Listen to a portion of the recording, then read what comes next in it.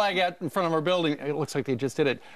It's 22 degrees outside, and I don't know about you, but it actually feels like it's about 50 compared to where we were over the last couple of days. By comparison, I would have to agree. Yeah. Did feel a little bit more it's warm nice today. Things are warming up. I'll tell you, and there's nothing warming up at the White House No. except for maybe their surprise that their former Secretary of Defense, who was lauded by all sides. This is the problem when Bob Gates wrote his book.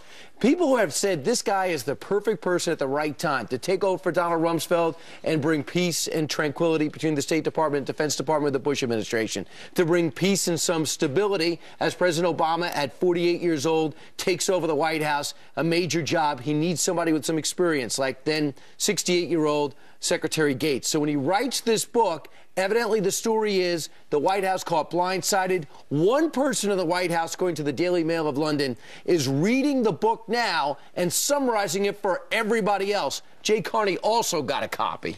Yeah, he certainly did. And now they're on full court press, essentially defending Biden. Yesterday, pictures of the White House. Why Biden, though? And of everybody, why defend Joe Biden? You know, maybe. There are theories out there. I won't go into mine. But I do believe that yesterday the New York Times had an article saying that this was the first time that the lunch between the president and the vice president was photographed. White House made sure that was out there. Also, first time in 5 years. You're right. And Jay Carney said within this administration. A complete coincidence with the book coming out. They were talking about this lunch photo for maybe 5 years. We don't know. It's been in the books as far as they know for scheduling. But they put on a full court press when it came to defending Biden. Take a listen. He's played a key role in every major national security and foreign policy debate and policy discussion in this administration, in this White House.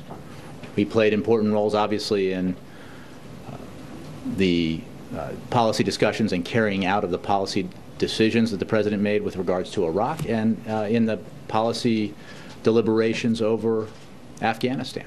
Okay, so there you have Jay Carney, who, interestingly enough, yesterday opened his briefing by walking out and saying, hey, you read any good books lately? And that's the photo spray that you see there in the private dining room where the president and Joe Biden, first time photographed having lunch together in 5 years. Complete coincidence to the fact that the Gates book came out yesterday. The reason they're pushing back so hard is that in the Gates book, Mr. Gates writes that Joe Biden has been wrong on nearly every major policy and national security issue for 40 years. For how long? 40 years, pretty much his entire time in public service. Brit Hume last night on Special Report reviewed the vice president's tenure and says, you know what? There's something to that. For all the good in the man, and there's a lot of good in Joe Biden, he really was wrong about a lot of things. Go back to the 1980s. He was wrong about he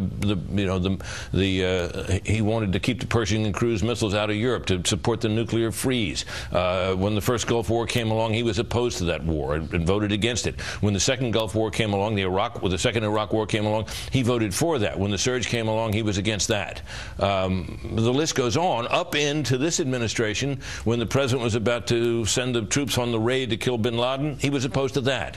So it's striking that they would defend him so vigorously when he has, clearly been wrong so very often. When Dan Quayle was ripped consistently during his Bush years with Bush 41, there was no massive defense of Dan Quayle's credibility. When Dick Cheney was vilified as Darth Vader, there was no massive defense of his credibility. It seems the administration had everything in this book that is 600 pages, and they talk about the President Obama's decisions from Libya to Afghanistan to a pullout in Iraq. Why are you saying, wow, we got to make sure that Joe Biden's rehabable? Really, Joe, are you choosing the next president or the nominee? Or are they choosing how the legacy will be portrayed in years to come? Sure. Someone that maybe would be vocal in defense of the president after he is out of the White House. Right. As the new president or not, if he were to join in an election. Right now, the conventional wisdom, well, it's Hillary. Hillary's going to run. But what if Hillary doesn't run?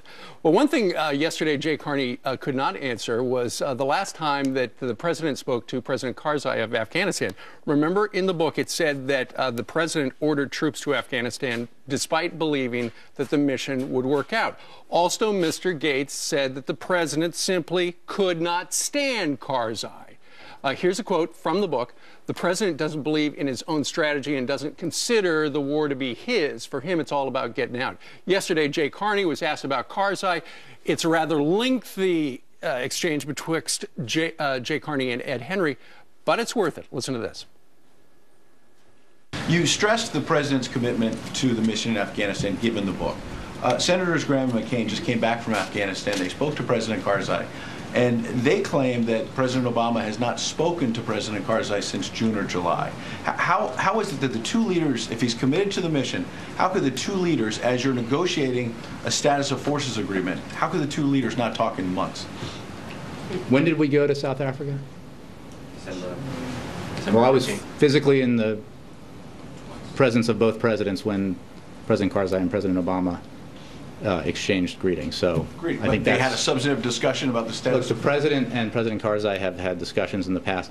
There's not a lot of mystery about our views on this document that was negotiated in good faith and the need to sign it on the part of the Afghan government. So we have a robust and constant communication with the Afghan government, both from Washington and from our embassy in Kabul, as well as through our military commanders. When was the last time the president spoke to the lead U.S. commander in Afghanistan? I'll have to take the question. I don't. We're in a war footing right now, and you don't know the last time he spoke to the commanding general? I'll have to take the question. Okay. Thank you. This is why the Gates book is so. Questions. This is why the Gates book is so devastating, because in Iraq, everyone questioned, how did we lose the status of forces agreement? Why wasn't anyone talking? President Obama's first call to al-Maliki the year we left was to say we're leaving. Joe Biden was supposed to handle it. It was September before we left in November, and now we're seeing the same pattern in Afghanistan. Oh, and the war was supposed to be the good war. We find out, according to the Secretary of Defense, the president never believed in the strategy, never really felt like he's boxed himself in after running on that being the good war. So you factor all these things together, we're about to see possibly an announcement saying we'd like to have stayed in Afghanistan and worked it out and made sure all the blood and all the money that we spent on that country does not get turned over to the Taliban, but we couldn't work out agreement with their crazy president. Keyword, their blood. You know, lives are at stake here. There's been pressure on their government right now to get this bilateral security agreement done. Jay Carney said it just days ago that this needs to be sped up. This is something that should happen. To have the communication again, almost in a way that seems chronic, right, as depicted from the Gates book. To not have that communication in place seems so disturbing to those in the military, I would guess, and their families, determining whether 15,000 troops would remain. There's something about a president talking to a president that no Susan Rice or Senator McCain, all due respect to both those individuals, can't get done what the president can get done when he calls directly to another president. He wants out, but it looks like he's already checked out. So don't dupe us. Come out and say what you think. Don't play the game. Book comes out next week. Meanwhile, at 9